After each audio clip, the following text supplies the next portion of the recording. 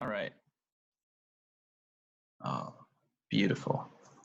Okay, so I'm going to go ahead and get started with a pretty easy question. This is about Laplace transforms, and it's related to something that you'll learn in 101A if you haven't already taken that class, which is that this particular model right here is actually used to model transmission lines. And the question states to use the Laplace transform to find first the overall transfer function of the circuit, and after that the output V naught if Vs of t is delta of t, so if it's an impulse input. And then it has some parameters for C1, or C is 1 farad, L is 1 Henry, and so on and so forth. So the nice part about the Laplace transform, to start, as you guys probably know, and you guys, I would hope, would see that this is not too difficult of a question, because immediately what we can do is we can just change this into essentially a bunch of resistors, right? Where the resistances are determined by the Laplace transforms of capacitors, inductors, and resistors. So the resistors will stay the same, but the capacitor will turn into 1 over SC, and the inductor will turn into SL. And from here, it's pretty simple to just solve the circuit, as this is going to be a voltage divider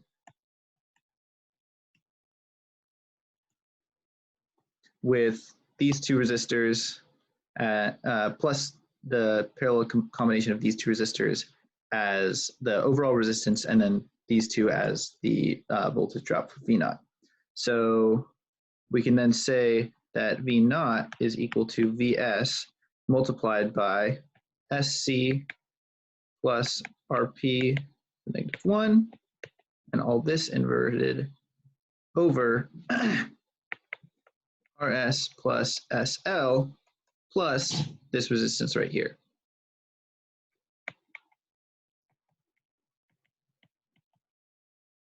Any questions there?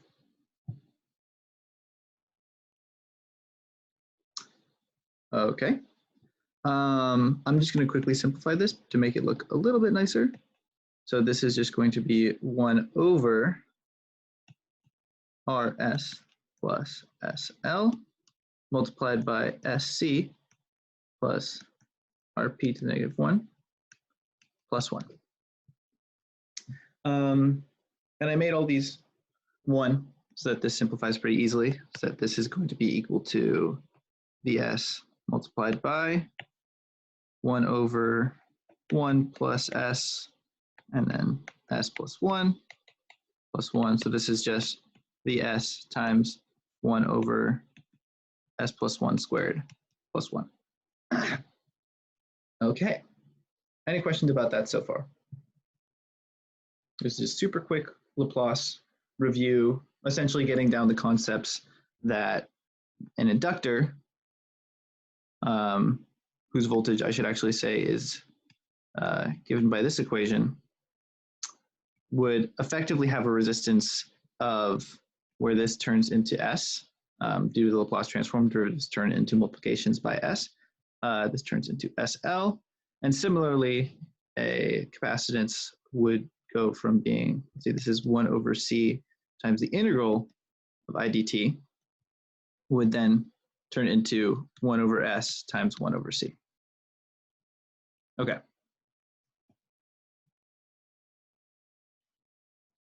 All right. So from there, pretty simply, we can ask the question about the output V naught if Vs is simply a delta function. And if Vs is equal to, I should actually write down that this is going to be part A, and then this right here is part B. If Vs is equal to delta of t, this implies that its Laplace transform is simply 1, which means that the Laplace transform of our output voltage is just going to be this function right here. And this means, if you look at your Laplace transform table, you should see that this means that the output is simply going to be equal to a sinusoid, decaying sinusoid, sorry.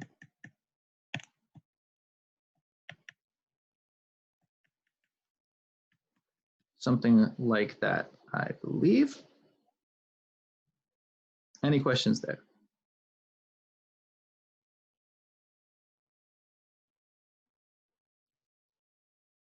Okay. So again, this is just super simple, going over the Laplace transform, making sure everyone's on the same page with this stuff. These are fundamentals for the exam, because what'll start to happen is you'll get a question like this one, number 2, which will ask you to solve for the differential equations, the initial conditions, and the actual function for some particular current or voltage or something like that. And it will be best to check your work using the Laplace transform to turn all these into, you know, their respective Laplace transform components or phasor components if you're more comfortable with that, and then using those as resistors to take another look at this circuit in the Laplace domain. And when I was taking this class, that's what I did every single time I had a question. I would, especially one that told me to not use the Laplace transform, I wouldn't use it for my initial analysis of it, and then I would check my work by using it. And if anything was off, then I would, well, I'd have to fix it, because to me it was always easier to use the Laplace transform. Okay, so, oh, I forgot to write down. For these ones, I would say C is 1 farad, again, inductance is 1 Henry, and R is 1 ohm, and AX is also going to be 1 ohm. Okay, sorry, I forgot to put those. So, for this one, the question says, use mesh analysis for the following circuit to solve for A, the differential equations, B, the initial conditions of I naught, which is I naught at 0 minus, and d I naught dt at t equals 0 minus, and finally the function I naught after the switch A opens. So the switch at t equals 0 opens, and then from there, the circuit actually changes drastically because it no longer has any sort of source that's cut off, and the only elements that are active essentially are these elements after that. So I'm going to go ahead and give you guys a little bit of time to work on this one. It's a little more difficult than the first question. So go ahead and start working on it. If you guys have any questions, feel free to ask me or Aaron or post it in the chat. And yeah, take about maybe 10 to 15 minutes just to see what you can do with it.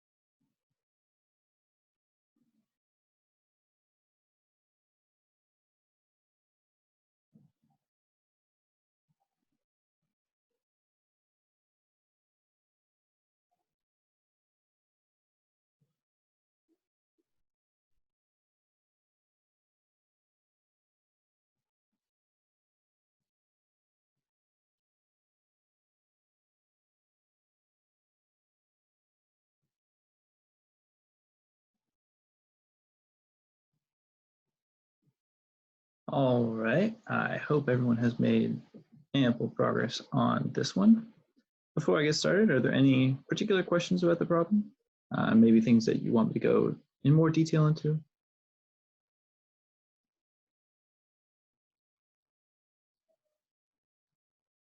All right, I will take that as a no. So starting off, we want to use mesh analysis to solve for the differential equations of this circuit. So if we recall, mesh analysis essentially requires turning our circuit into a graph. How do we do that? Well, we're going to put nodes where all of our nodes are, and then essentially just draw lines between our components.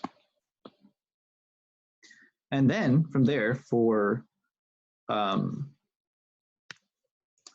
mesh analysis in particular, we choose two of these lines as locations where our currents flow, where our, I will say our independent currents that we're choosing flows, the currents that will make up the rest of the currents in our circuit. So for this first current, I'm going to go ahead and choose this one and call it I1. And for the second one, I will choose this current right here, I0, which, as you can see, is the same as that current. This is useful because in our analysis, what we will find is that we will easily be able to solve this problem here and then go on to solve this problem here, because our differential equations will already be in such a setting that they will essentially just spit out the answers to our problems. So to start, we go through a full loop for I1. So let's take a look at this one. If we go through a full loop for I1, what we see is that VI, let's say 1 here, is equal to R times I1 plus 1 over C times the integral from, let's say, negative infinity to t to start with, of I1 dt. And then we'll go through this part of the loop. So we're going to add on to this R times I1 minus I0. And then we are going to subtract off this voltage right here.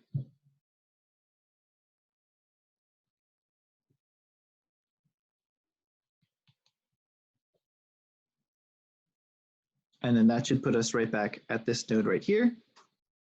Or I should say at the beginning of this voltage source right here. And that is where we started. Next, let's go ahead and do a loop for I0.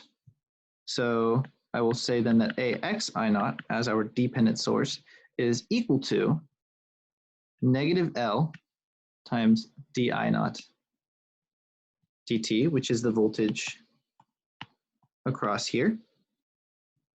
And then we're going to subtract off, I guess add on, I1 minus I0 multiplied by R, which, as you can see, is the same term here.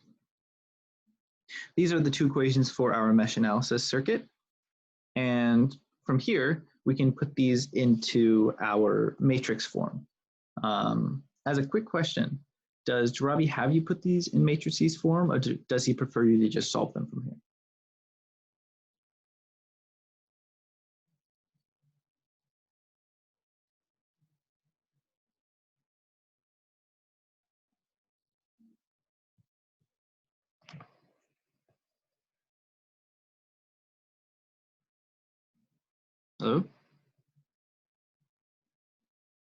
Hello? Matrix form.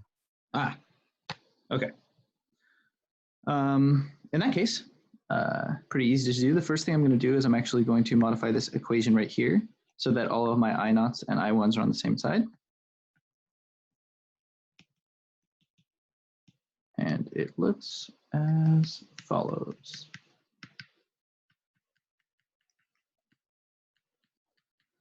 Okay. From there, we can set up our matrices. So I'll do a little bit of underlining here. So in the first equation, everything that's associated with I1 is this R, this integral right here,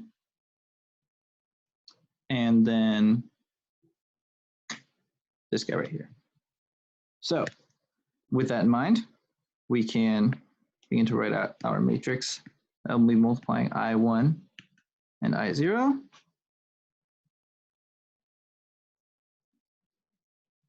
Okay, so to start, we have R plus, and then we want to have this term right here. So this is just going to be 1 over c times the integral from negative infinity to t, which I will just leave as an operator for now.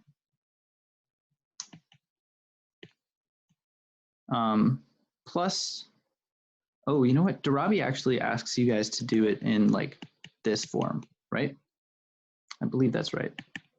And then we're going to have this plus r right here.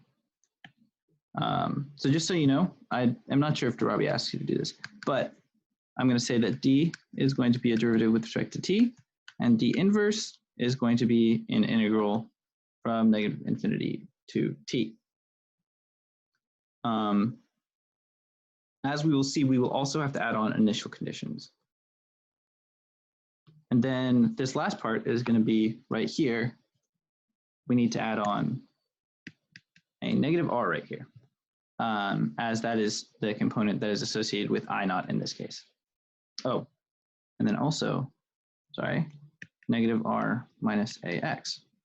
Almost forgot that guy. I will underline it too. Why not?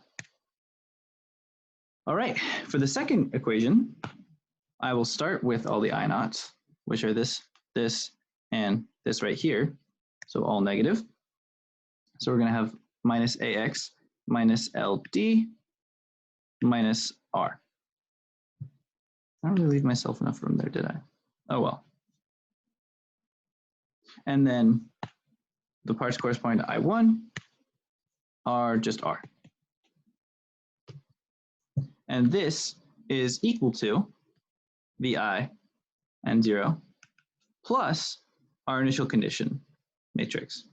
So generally, the form that this should take for mesh analysis in particular is you will have what is sometimes referred to as your impedance matrix. Let's say as a function of S, if you're doing this in the Laplace domain, multiplied by your current matrix is going to be equal to your sources plus the initial conditions of your circuit. So in this case, the initial conditions of our circuit are going to be the initial voltage on our capacitor and the initial current on our inductor. So we essentially have to look at where those, in what parts of our circuit those exist.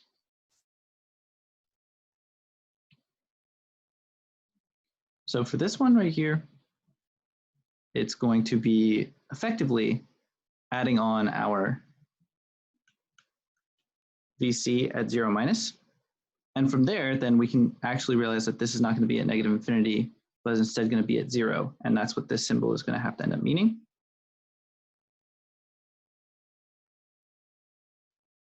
And then our derivative is simply going to be our voltage across the inductor is going to be L d I naught dt evaluated at t equals 0 minus. Now, as we will see for this particular problem, these actually won't matter too much. The initial condition of our current I naught itself will be of importance, but its derivative will not. And that is not because it is not used in the problem, but instead because it will end up having a nice value. Okay, so part B is finding these initial conditions. So what are the initial conditions of our circuit? Well, in the problem, it says that VI of t is equal to 3 cosine of t. Now,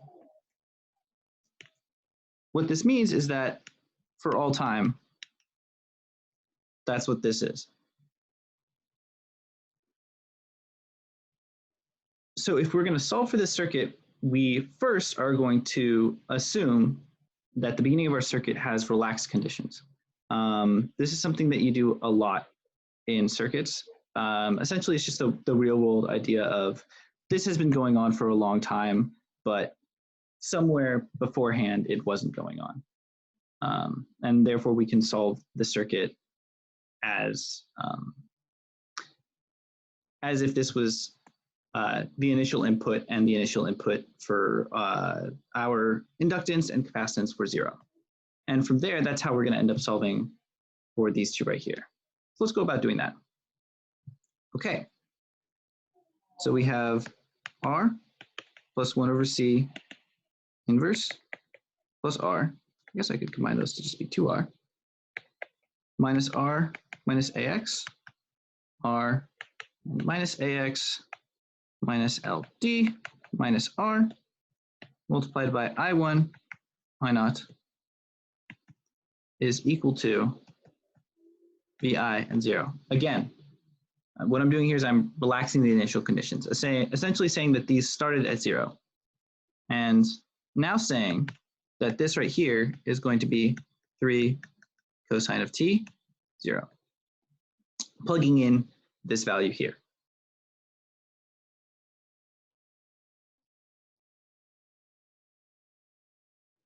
So from here, it's useful to think back to our EE 10 days and turn this all into the phasor domain, which would mean that this is going to become, first I'll say what it's actually equal to, which is 3e to the jt.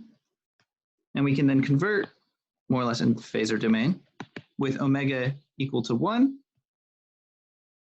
And a couple things change. First of all, we get some nice quantities for our derivatives. As opposed to taking derivatives now, we can actually just multiply by j or negative j.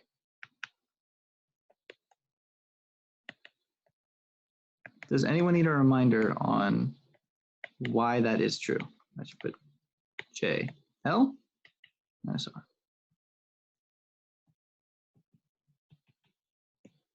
I assumed Robbie has done this sometimes in his class.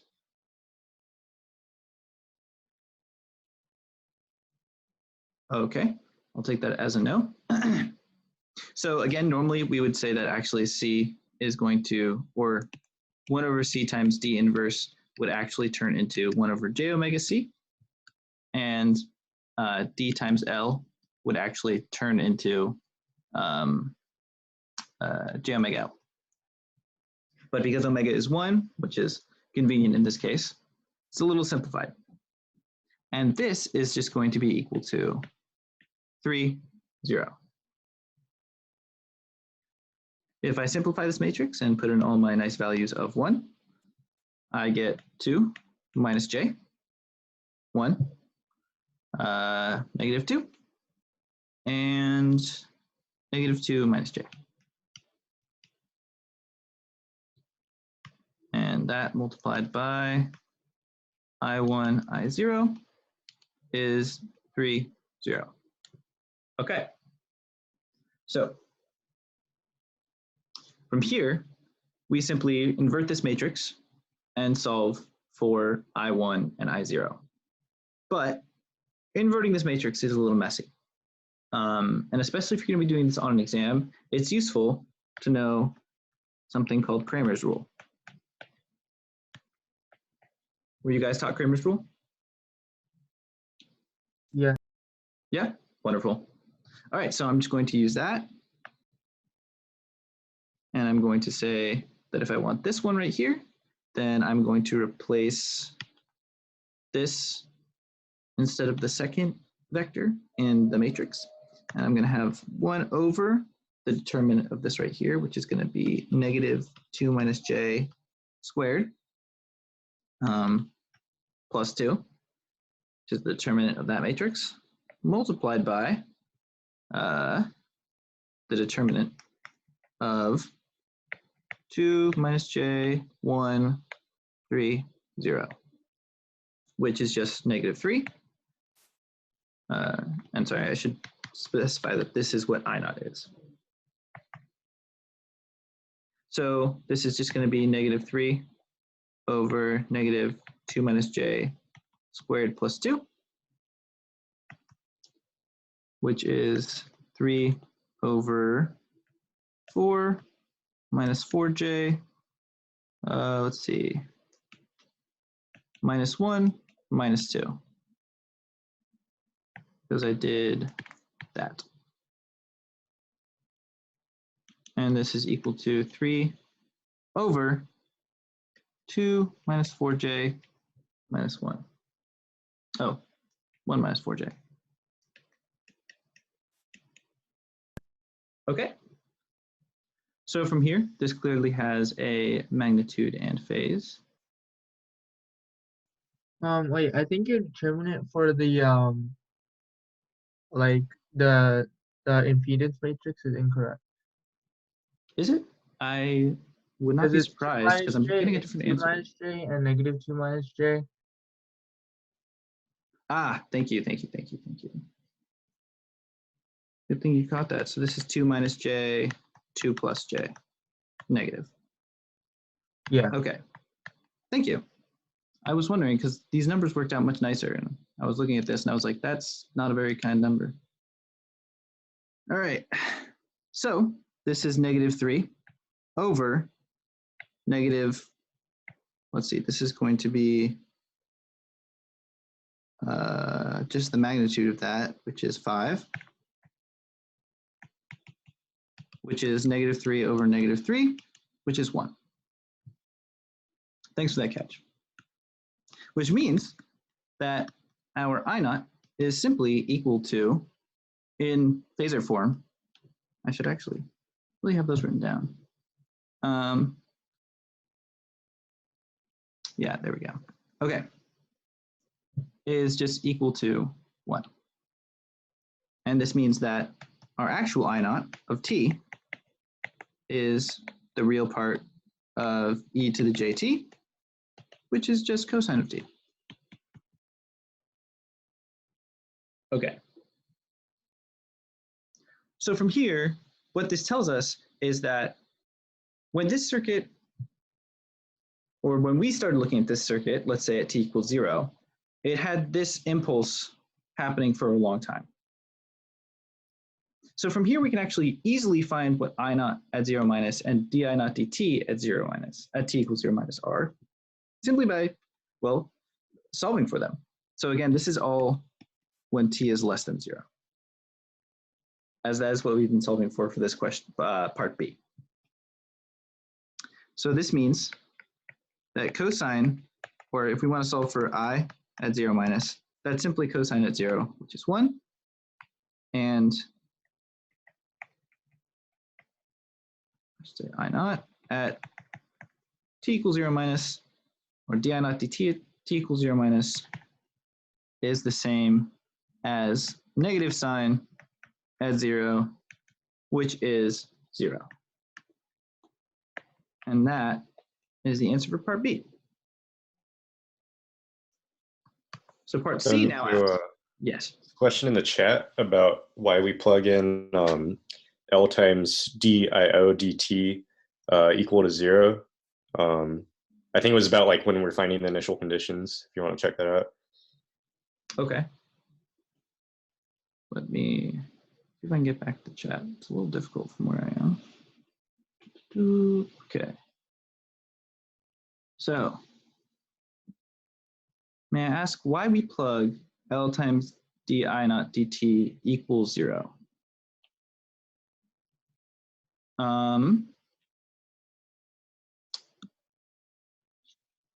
Oh, actually, it's about the first matrix. In the first matrix. Yes. Here. Yeah. Mm-hmm. Okay. This may be negative. I may have gotten that wrong, but it should be because when we're looking at this quantity right here, I'll redo the mesh analysis very quickly. So if we look at this, we have minus R or plus R, I1 minus I0. And now we're trying to look at the current that's going through the inductor and therefore the voltage across the inductor, right? Well, because this whole analysis right here, we generally solve for it happening at some time t. And in this case, that time is t equals 0 minus. We know then that the voltage across the inductor itself is simply going to be L di naught dt.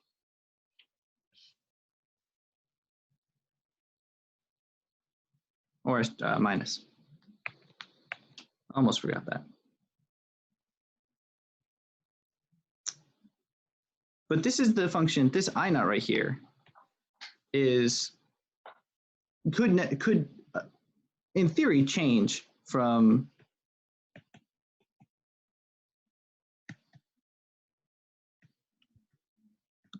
to 0 plus, from 0 minus to 0 plus.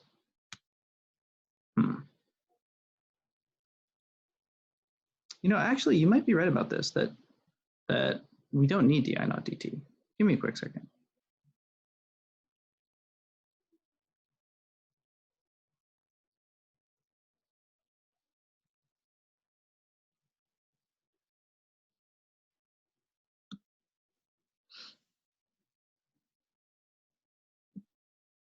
Ah, okay. So this has to do with essentially let me explain this in a different way. This more or less has to do with the zero response and the zero state of the system. So if we start with thinking about the zero state, what we're looking at is we're looking at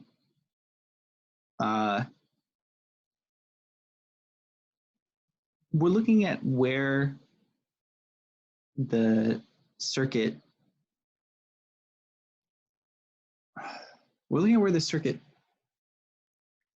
starts. No, that's not the way to describe it. I think of it as when the circuit has like no initial conditions. Right.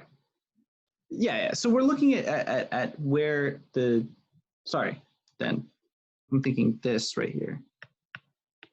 The zero response is where the circuit starts, right? We're saying, what would it be like if the circuit only had initial conditions? And when we look at that, then the initial inductance or the initial current going, or I should say the initial current going through L, as well as the initial change in the current through L matters. So the initial current and current change matters.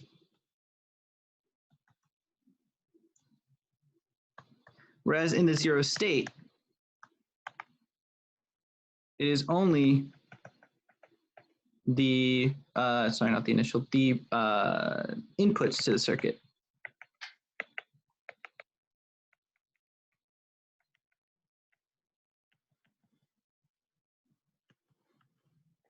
And this means that our overall response, or I should say our overall response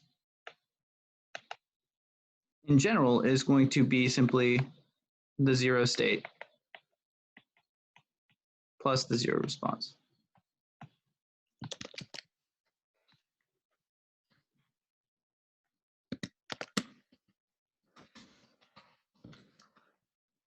I'm not sure that answers your question, but does that make sense? So essentially this VI right here is more or less acting as our zero state. And this is acting as our sorry, other way around. This is acting as our, wait, I'm forgetting what I said to begin with. This is acting as our zero response and it's acting as our zero state.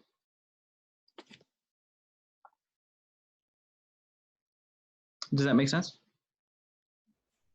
So for the part B, we are using the zero state to find the initial conditions. Exactly. So essentially, the way that the question, the way the exercise is framed, I should say, as I'm working through it, is that we have this response that is kind of continuing, that has existed in the circuit. You can kind of think of it like the circuit has steady stated into this value 3 cosine of t, right? Mm-hmm. And for the sake of the mathematical exercise, that is useful because that then allows us to find what I naught at 0 minus and di1 or di naught dt at 0 minus r. Now, granted, we're not going to use di naught dt at t equals 0 minus for a couple reasons. First of all, because it's 0. But if it wasn't 0, then what would happen is there would be some initial voltage across this. And then when we turn this off, or sorry, when we turn this off, what would end up happening is this initial voltage would matter. And we would have the sum of voltages. It would change the response of this circuit, which we will find is the overall circuit that will now be responding, that will now still be active when this switch flips. Okay, got you. Thank you. Yeah, no problem. Okay, with that, I'm going to move on to part C. So now we're just looking to find the function I naught of t after switch A opens. So the circuit after switch A opens will look as follows. It's disconnected here.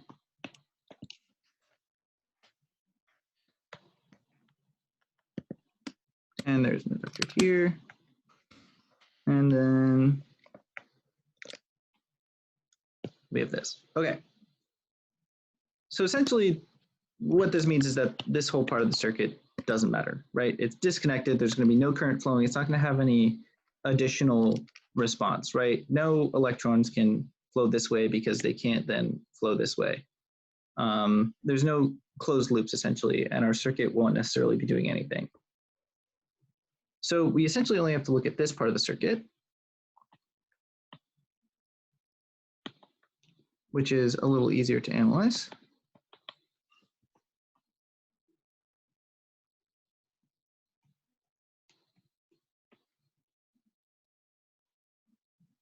So this is L and this is R. And we have some initial conditions for this circuit, right? We have an initial current going through this. And that current is essentially going to be the current that is stored in L at this moment. And we also have an initial change in the current, which is going to tell us the initial voltage across this. Let's go ahead and figure out the zero response of this circuit. So we know that if we do a quick mesh analysis, we have that, or if we go back to our second mesh analysis equation, we have the following.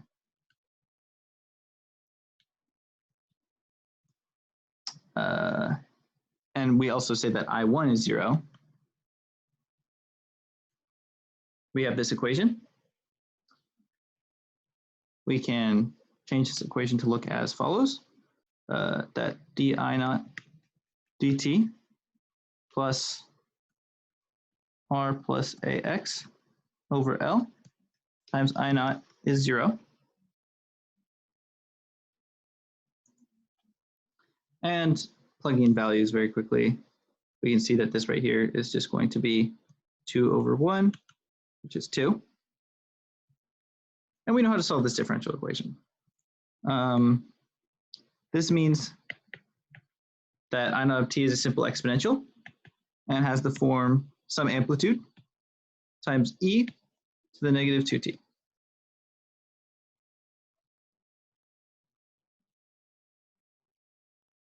Any questions there? Okay. So what this means is that now we can plug in our values and figure out what our and figure out what A is through that. And we essentially just plug in I naught at 0 minus, which should be the same as I naught at 0 plus.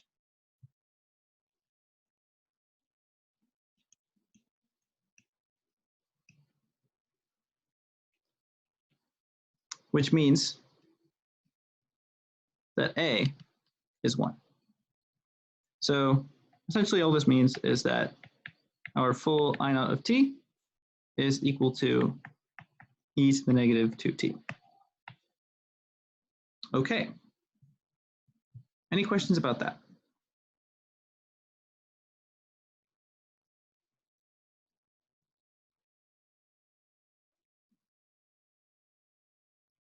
Does not seem like it. I will say that this is not always true.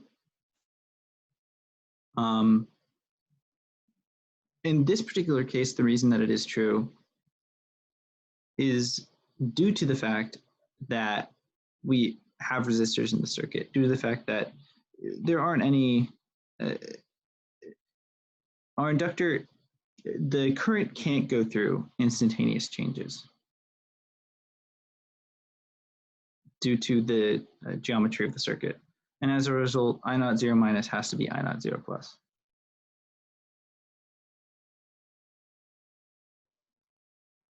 Okay. That sounds like there are no questions there. Wait, Nick? Yes. Yeah, she came a lot. So you chose the mesh current to be the entire outer loop and then I naught. Is that because you knew how the problem was going to end up, like, because you knew that the problem was going to be easier if you did it like this? Or, because like naturally, I feel like I would have done just the top loop and the bottom loop. Ah, okay. That is a good point. So why did I choose that? I'll go into more detail on the next problem about how to choose your nodes and meshes correctly. But essentially, yeah, it's because I knew that the problem would be easier if I did it that way. And it was because it was asking for I naught, which was this current. If I had chosen, for example, this current to be the other current, then that means that I naught would have had to be, let's call this I2. I naught would have had to be equal to I1 minus I2. Now there's really nothing wrong with that, right? I would have gone through the same analysis, only this would have been I2 instead of I1. And I would have had to find the phasor for both I1 and I2. But the reason that doing it this way, I mean, essentially, if the problem asks for a particular current or a particular voltage, then when you do your mesh analysis or when you do your node analysis, you want to make sure that one of your nodes or one of your meshes that you're solving for in that analysis is that current or is that voltage. Does that make sense? Yeah, that's good. Thanks. Okay. All right. So, this is the. Now we can see you. Is that a question? Okay. This is the third problem that I have and is the last one. I am more than willing to stay here and go through a couple more problems with you guys. If you want to bring them up, I have. I can also, quickly write out another circuit and drop some more problems. I saw there was a couple questions at the beginning about zero state and zero response. But this is just an exercise essentially in node analysis.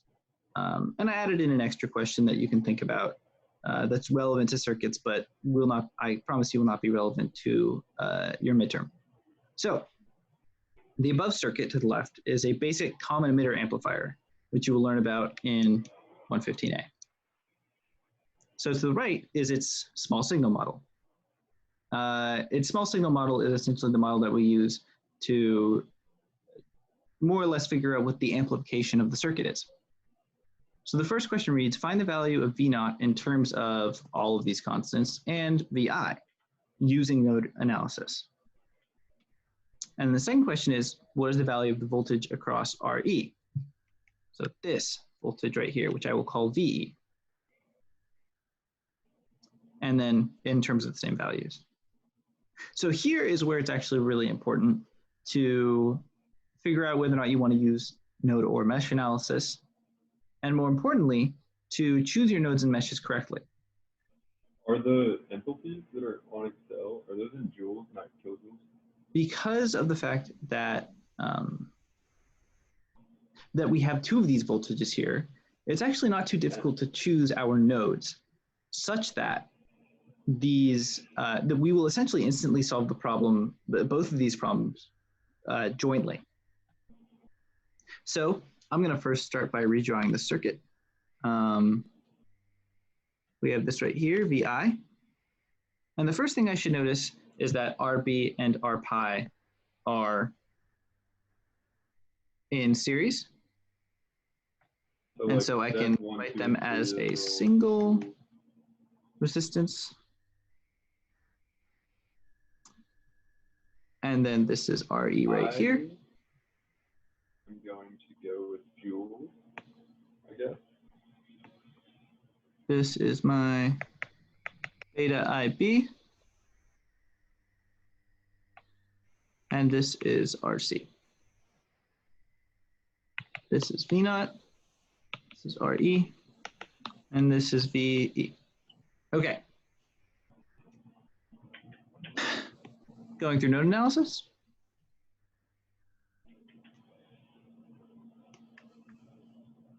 We can see that this is what our graph looks like. We can label this one as ground, this one as VI, this one as VE, and this one as VO. So this is, again, where it becomes important to that labeling your nodes correctly.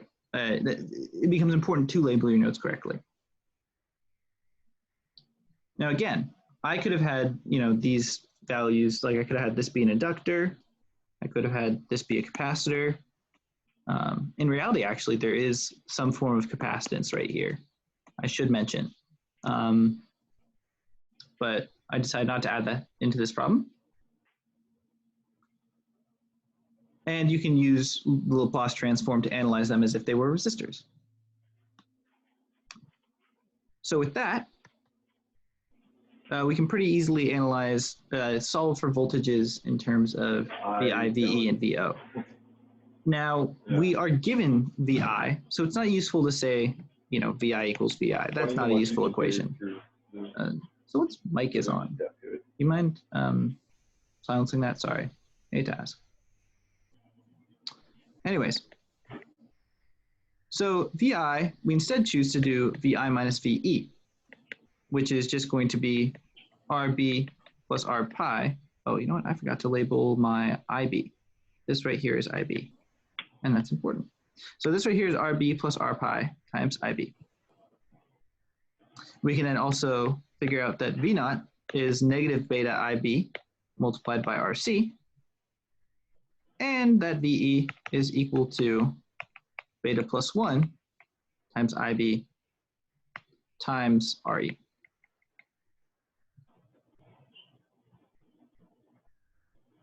And from here, figuring out what V naught is in terms of VI is not that difficult.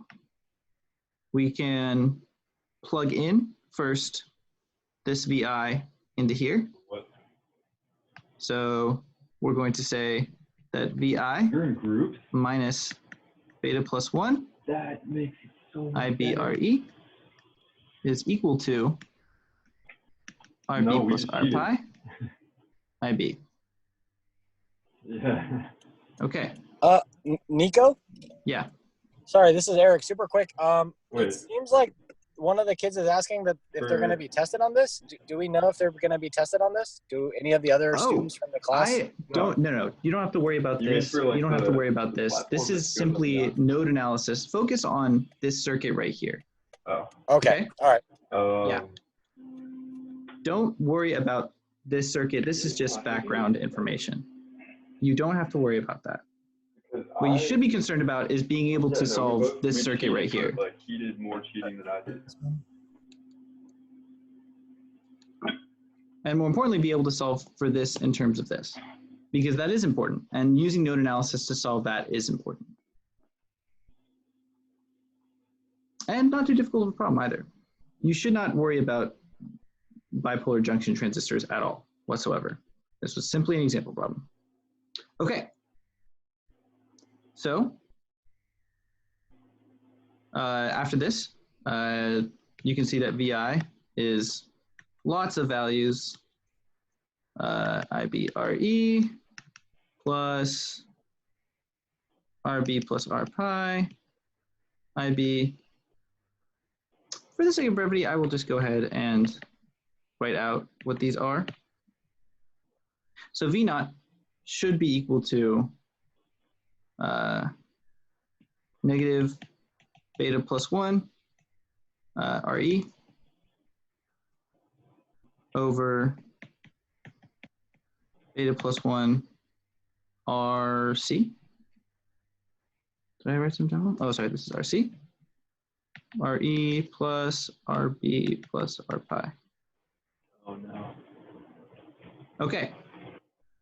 And next up, we have that VE is simply going to be VI times beta plus 1 RE Somehow over. everything got converted into one number. So you should check on your own time that that is what these are equal to. Again, this is just a simple, this is just focusing on this circuit and using this circuit. You should not be concerned about bipolar junction transistors. You should be concerned about the node analysis that happens with this circuit. Sorry, this is part B right here. And you should check on your own time that this is what this is equal to. Okay, so now I'd like to move on and ask if you guys have any questions that you want me to go through. You go back to the answer real quick. Oh yeah, sorry. Don't worry, there will be a video posted later.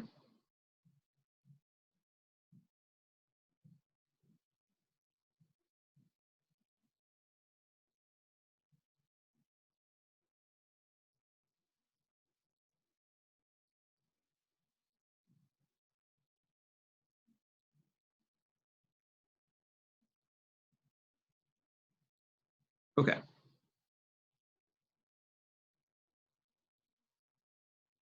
So, do you guys have any questions? Maybe you'd like to go over certain parts of the Laplace transform. Maybe something is confusing to you with regards to that.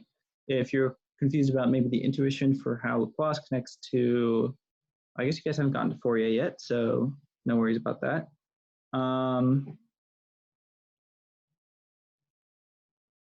Linearity of circuits as transfer functions. I'm more than willing to answer questions about all these things. So I will go ahead and actually take a look at the chat then. Let's see if this is going to work.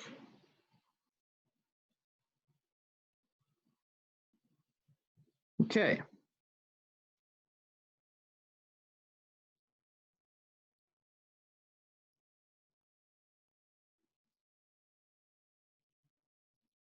Don't look like there are any questions. Well, in that case, what I will do right now is I will stay on. I'm going to stop recording.